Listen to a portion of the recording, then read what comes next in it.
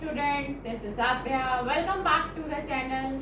Now, today we will start exercise 6.2 of class 9. Very first question, number 1. और हम question को read करते हैं. Please listen carefully.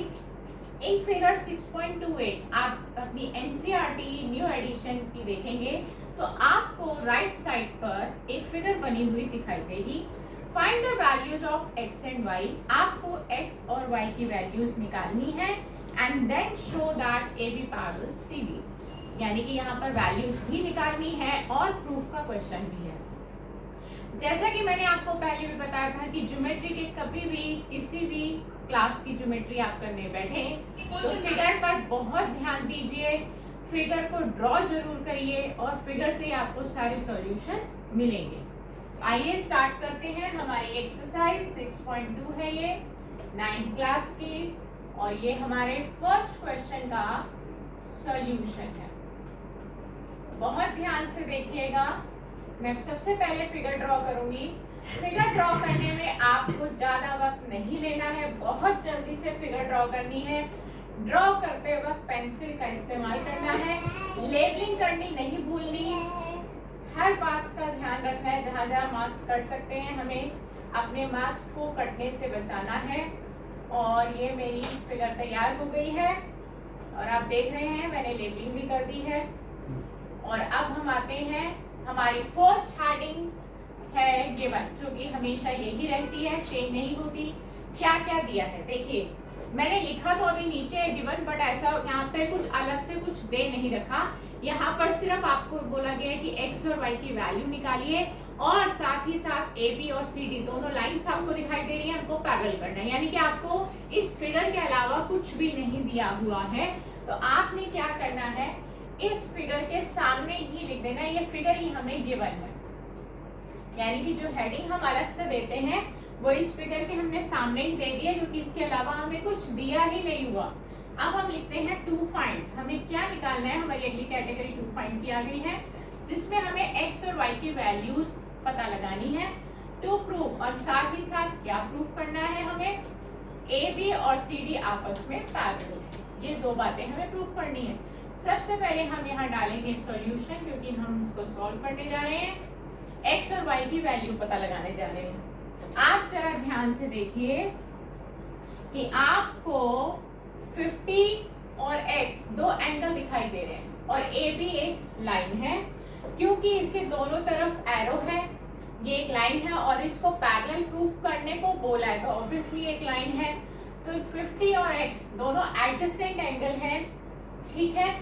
और ये हमारे लिए स्ट्रेट एंगल भी बना रहे हैं. कैसे देखिए, ये इसकी जो बेस है वो भी एक लाइन है, ट्रांसवर्सल है, वो भी एक लाइन है.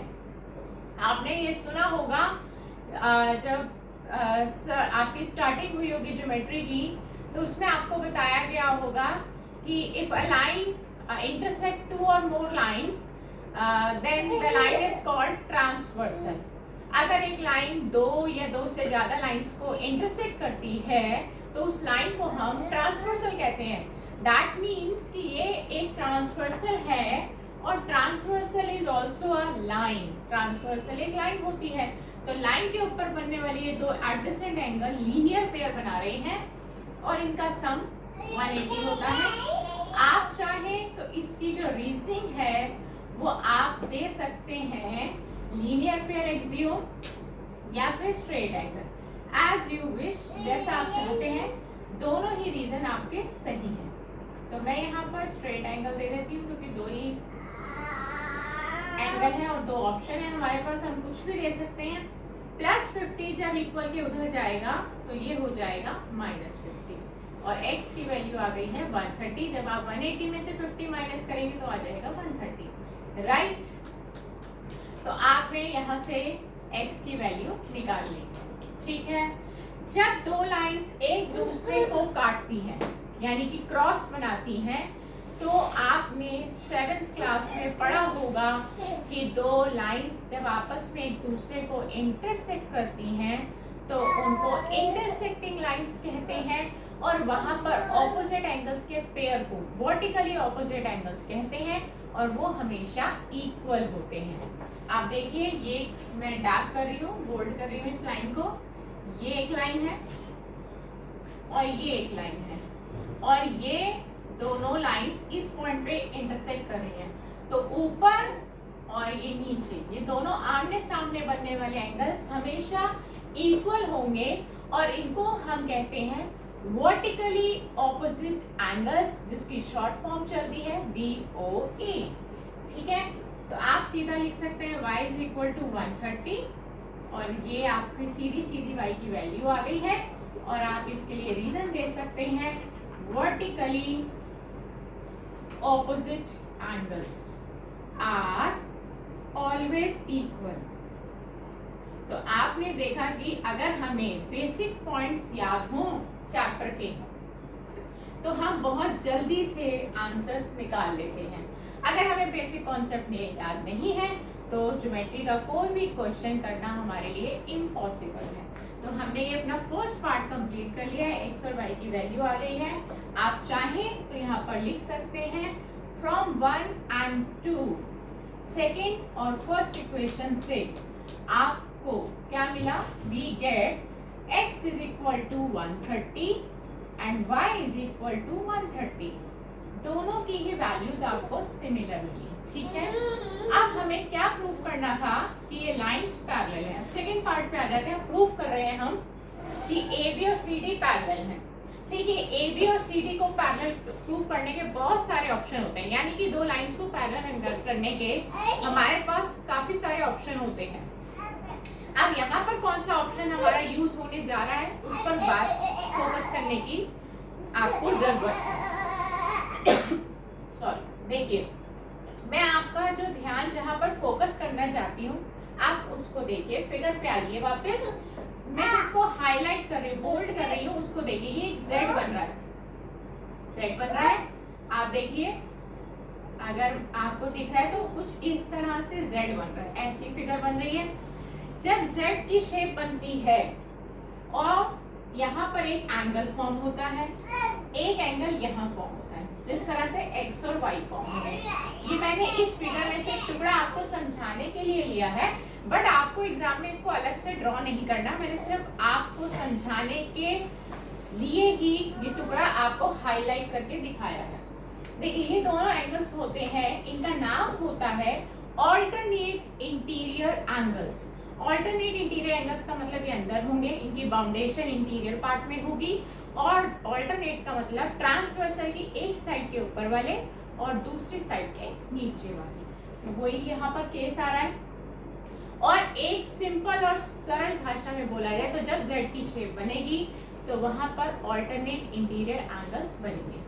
नाम इनका हमेशा ऑल्टरनेट इंटीरियर एंगल्स ही रहेगा, बट ये इक्वल तब होते हैं जब लाइंस पैरेलल होती है। इसके अलावा ये कभी इक्वल नहीं हो सकते। फिलहाल आपके इस क्वेश्चन में x और y इक्वल आ रहे हैं। ये शो करता है कि इनकी वैल्यूज इक्वल आने का मतलब ये हुआ कि लाइंस पैरेलल हैं। आप सबसे पहले लिखेंगे x is equal to y is equal to 130। ये दोनों एंगल्स इक्वल आ चुके हैं, प्रूव्ड अबव। अभी अभी जस्ट आपने ऊपर दिखा दिया है, आपने अभी ऊपर शो कर दिया है, ये दोनों इक्वल हैं। अब आप लिखेंगे बिकॉज। बिकॉज का सिंबल होता है ये, दो डॉट ऊपर एक डॉट नीचे। बिकॉज पेयर ऑफ ऑल्टरनेट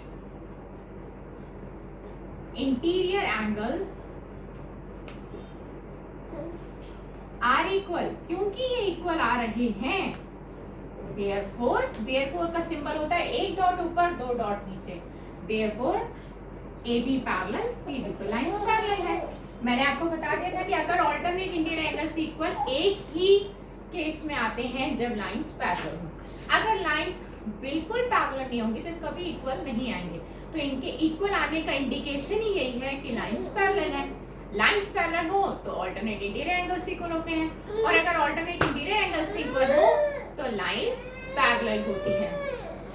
तो आज की क्लास में हमने सीखा है पहला क्वेश्चन, और हमने ये भी सीख लिया है कि कब हम लाइंस को पैरेलल कह सकते हैं, और दूसरा हमने ये भी सीखा कि ऑल्टरनेट इंटीरियर एंगल्स क्या होते हैं, इनकी क्या निशानी है याद करने की, और इनकी क्या प्रॉपर्टी होती है। तो नेक्स्ट क्लास में फिर एक नए ज्योमेट्री के क्वेश्चन के साथ आपके सामने हम पेश होंगे। मेरे साथ इसी तरह जुड़े रहिए, अपना बहुत अच्छे से ख्याल रखिए और मैथ्स की प्रैक्टिस करते रहिए। Good bye friends.